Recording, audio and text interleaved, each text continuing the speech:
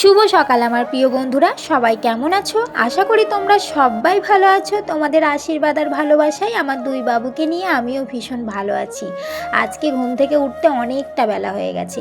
রাত 12টা পর্যন্ত জেগে থাকলে সকালবেলায় কিভাবে ঘুম থেকে উঠবো? আমি তো নিজের জন্য জেগে থাকি না, আমার তাতানের জন্য আমাকে রাত 12টা পর্যন্ত জেগে থাকতে হয়। রাত 12টা পর্যন্ত জেগে থাকলে আমার তাতানের তো কোনো অসুবিধা হয় না, কিন্তু আমাকে তো সকালে উঠে কাজকর্ম করতে হবে, সেটা আমার তাতান তো একদিনও বোঝে না। আর দেখো, এখানে আমি আলু ভাজবো বলে আলুগুলো কাটছি। আমার তাতান শোনা একটা পচা আলু পেয়ে সেটা খেয়ে নিচ্ছে। খাওয়া নিয়ে বিষয়, কি খাচ্ছে সেটা দেখার কোনো প্রয়োজন নেই। ও তো কাঁচা আলুই খেয়ে নেয়, ভাবে ভাজা হয়ে গেছে।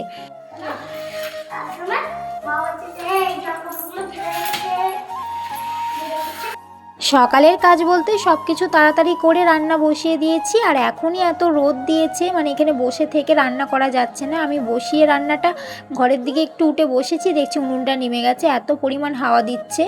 ভাত হয়ে গেছে, এখন ডাল সেদ্ধ করতে দিয়েছি। আজকে ডাল আর আলু ভাজা, আর বেশি কিছু করব না। বেশি কিছু বলতে আমি এমনিতেই একটাই তরকারি করি, কিন্তু আজকে আবার দুটো হয়ে গেল। আর আমার বড় বাপি আমাকে দেখছে রোদে আমি থাকতে পারছি না, তাই ওর ছাতাটা আমাকে খাটিয়ে দিয়ে গেল। আমার জন্য কত চিন্তা ভাবনা করে। এই রোদে বসে আমি আর থাকতে পারছি না, কখন যে রান্নাটা কমপ্লিট হবে। একেই তো রোদের এত তেজ, তারপর উনুনে রান্না হচ্ছে, দুটো গরম সহ্য করাই যাচ্ছে না। তাড়াতাড়ি করে রান্নাটা করে নিলে না আমার এই ঝামেলাটা হয় না। সকালবেলায় উঠবো করে ভাবি, আর প্রতিদিন ঘুমিয়ে যাই। রাত্রির 12টা পর্যন্ত জেগে থাকলে কিভাবে উঠবো বলো তো, আমি সেটাই ভেবে পাই না। তাতানকেও আমি চেষ্টা করি দুপুরে ঘুম পাড়িয়ে সন্ধেবেলায় তাহলে জেগে থাকলে কোনো অসুবিধা নেই, রাত্রিরে আবার ঘুমিয়ে যাবে। কিন্তু সে কি করে, ঠিক বিকেল হবে ঘুমোবে, আর সন্ধ্যাবেলায় উঠে পড়বে, দিয়ে রাত 12টা পর্যন্ত জেগে থাকবে।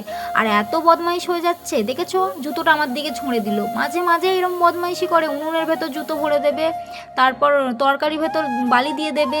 মানে ও যত বড় হচ্ছে না, তত দিন দিন যেন ওর বদমাইশিটা বেড়েই যাচ্ছে। আর ওকে মারতেও পারি না, বকতেও পারি না, শুধু চোখ দেখালেই ওর দাদার কাছে নালিশ করবে, কাঁদতে শুরু করে দেবে।